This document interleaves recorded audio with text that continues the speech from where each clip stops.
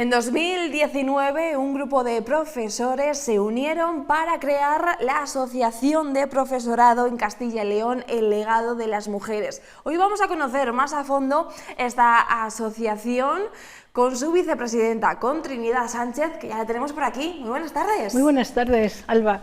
¿Qué ganas tenemos de que nos cuentes cómo nace y sobre todo qué es? Porque claro, vamos a hablar de esta asociación, primero tenemos que saber qué es, cómo lo podemos explicar a nuestros espectadores. Pues muy fácil.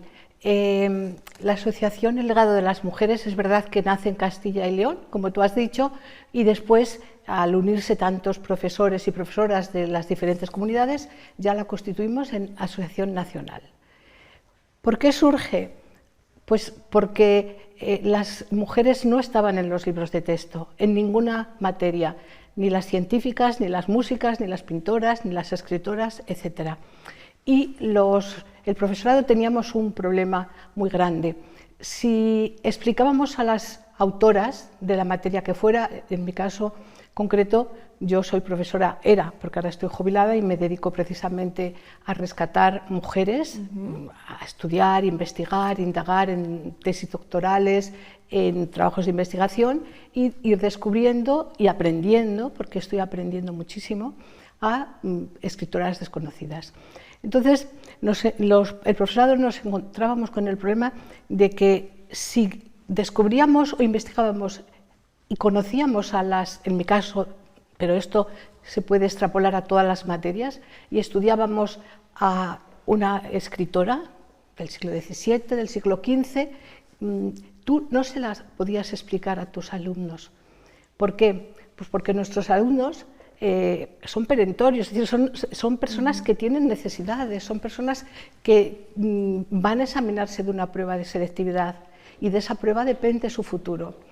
Yo tengo un caso que es muy doloroso, pero a la vez que sirvió, porque fue un revulsivo en el Departamento de Lengua del Instituto Baguada de La Palma, y de ahí después empezamos te cuento un poco los orígenes, sin tomar más protagonismo, porque esto ha sido algo que se nos ha ido haciendo muy grande y que nos da muchas satisfacciones, porque por fin hemos conseguido un proyecto importantísimo, el Women's Legacy, donde estamos incluyendo a todas las escritoras, científicas, músicas, pintoras, viajeras, etc.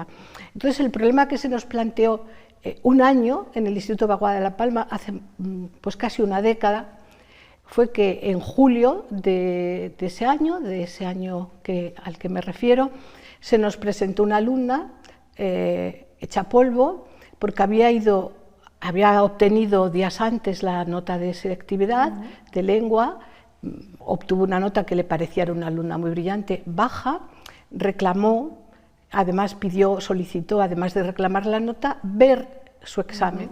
Y cuando fue a ver el examen, vio que a las escritoras que había citado, todas en antologías, todas reconocidas, todas se van a incluir en nuestra base de texto, porque concretamente eran las de la base de datos, quiero decir, perdón.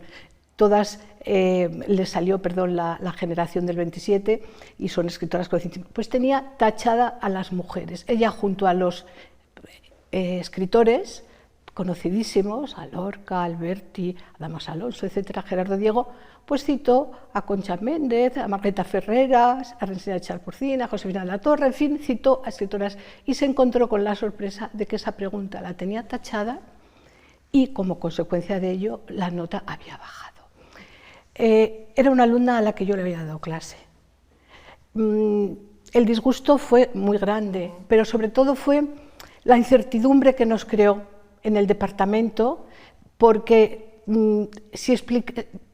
nos hacía sentir mal. Por un lado, si las explicábamos, enseñábamos más y luchábamos por la calidad de la enseñanza en la escuela pública y aprendían, pero les perjudicábamos en la nota. Entonces yo, a partir de ese año, explicaba y les decía, pero esto guardadlo para vosotros, no lo pongáis en los exámenes de selectividad porque os lo van a tachar. No quiere decir que nosotros supiéramos más que nadie, no, en absoluto, no. Simplemente constatamos que lo que es común a todos los profesores es lo que está en los libros de texto. Es más, solo se ve lo que está en los libros de texto. Entonces nos quedamos con esa sorpresa, con ese disgusto, y llegó el año de mi jubilación, que fue en el 2018, y el departamento me pidió que por qué con ellos no nos dedicábamos a trabajar para incluir no solo a las escritoras, sino a todas las demás, porque les pasaría a los demás, pero en principio fue a las escritoras en los libros de texto. Entonces, yo estaba jubilada, entonces pues me puse a estudiar bibliografía, a ver quién se había dedicado a este trabajo, para no partir de cero, porque pensé, tiene que haber algo hecho, y yo ya tenía referencias. Y entonces descubrí a una persona, una profesora, que es la coordinadora ahora del proyecto en el que trabajamos y que presentamos el día 3 de junio a las 10 de la mañana en el Palacio de Fonseca, a Ana López Navajas. Ana López Navajas había hecho, hacía 7 años, había ya publicado un trabajo de investigación, su tesis doctoral, titulada las mujeres que nos faltan, y ahí estudia la ausencia de las mujeres en los libros de texto. Solo aparece un 7,6 de porcentaje de citas a mujeres. Es muy bajo, es un porcentaje bajísimo. Es bajísimo. Entonces, además de contactar con ella, contactamos, ya enseguida todo el departamento estaba impulsando, y otras profesoras que se habían ido a otros institutos pero que seguían en contacto con el departamento, y enseguida impulsaron que también buscáramos a otras personas, y nos pusimos en contacto con Mercedes Gómez Blesa, que es otra estudiosa investigadora de autoras, especialista en María Zambrano, y con ella, con mi departamento, con Eva Moreno, una profesora de Sevilla, empezamos a pensar que había que solicitar a las instituciones dinero para investigar, para tener una base de datos, para crear. Y después de muchos pasos, de muchas idas y venidas a Madrid, de consejeros, pues no logramos mucho, pero nosotras seguíamos moviéndonos y la asociación seguía creciendo. Los profesores de esta comunidad, de Salamanca, pero de todas las demás comunidades, empezaron a unirse y empezamos a ser más fuertes. Nos reunimos en Mérida el verano del 19 y ya planteamos que había que crear una asociación, que esto estaba creciendo, que el número, sobre todo de profesoras, era muy numeroso y que había que constituirnos. Y en octubre vino la gente de otras comunidades a Salamanca, el Instituto de Enseñanza Secundaria La Vaguada se ofreció para cedernos el espacio para la reunión. La sede está allí. La sede está allí, sí, porque generosamente nos la han cedido. Entonces, en octubre del 19, pues viajaron desde Valencia, desde Sevilla, desde Segovia, en Salamanca había mucha gente, y constituimos la asociación. Primero, como os decía antes, de la comunidad autónoma nuestra, de Castilla y León, pero después ya, como fue creciendo, y Barcelona, y se fueron uniendo, y de Asturias, bueno, desde el principio había una profesora de Oviedo, y entonces el número empezó a desbordarnos y empezamos a movernos ya con más fuerza, y finalmente en septiembre, después de que el año ese de la pandemia, el 20, solicitamos el proyecto Erasmus, etc., finalmente ese año, en septiembre de 2020, nos concedieron el proyecto UIMAS Legacy, la Generalitat de Valencia. Y en él participamos, además de la asociación El Legado de las Mujeres, que se dedica a visibilizar a las mujeres en los currículos de secundaria. Bueno, y también por otras labores que realizamos, como son mapas de escritoras y ediciones de libros que están ya descatalogados, o géneros que son interesantes para las mujeres, en una colección de libros en ebook con clásicos hispánicos. Bien, pues como te decía, en septiembre del 2020 nos concedieron el importantísimo proyecto UIMAS Legacy, que es este en el que participamos 9 socios, entre ellos uno que es, diríamos, casi el miembro o la pieza o el socio, la organización socia fundamental, el Legado de las Mujeres, porque hemos coordinado, hemos trabajado en todos los recursos, hemos también llevado el control de la base de datos, y ahí lo que hacemos es poner en disposición en abierto de instituciones, de centros de enseñanza, pues información sobre escritoras, pensadoras, científicas, filósofas, etc.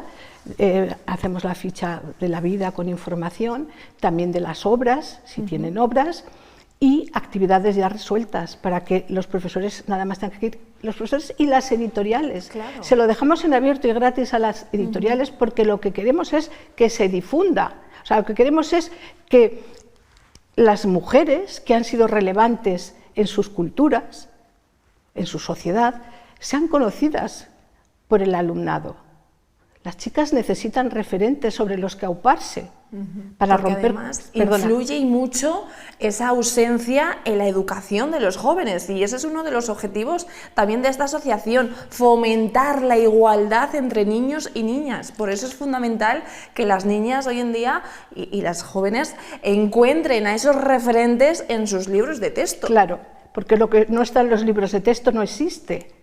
Entonces, y es que son unas edades fundamentales, de 12 a 16. Claro. Es verdad que cuando esto todavía nos queda un año y pico del proyecto y seguiremos engordando la base de datos en abierto, con las actividades. Además, no están segregadas las mujeres. Esto es una idea muy importante que tengo que decir. Las mujeres no están puestas para que se les haga un apartado en una esquinita. Están ellos y ellas juntos, es decir, en la generación del 98, claro. Pues junto a los del 98, pues se incluirá a Carmen de Burgos, que fue la primera reportera de guerra, con una cantidad de obras extraordinarias, era periodista, claro, y después ha pasado al olvido. Te puedo decir lo mismo, ahí también en el 98, en su misma generación, se incluiría, por ejemplo, a María de la O. Lejárraga, que firmó siempre sometida al marido con el nombre de Martínez Sierra, Gregorio Martínez Sierra. Escribió para él. Es decir, es que se parte de una posición de inferioridad muy grande si no se reconocen tus aportaciones a la cultura.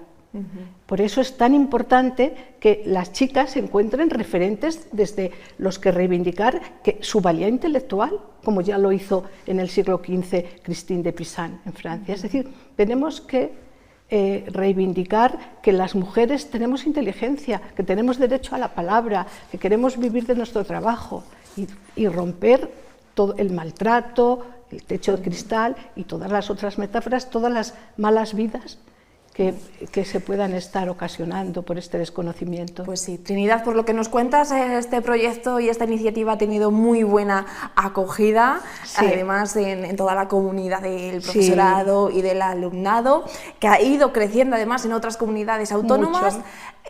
¿Cuáles son los objetivos, los retos que os planteáis? No sé si hay opciones de que se siga creciendo más a comunidades. Sí. Bueno, estamos ya expandiéndonos por Europa. Se ha asociado la Universidad París 8, se han asociado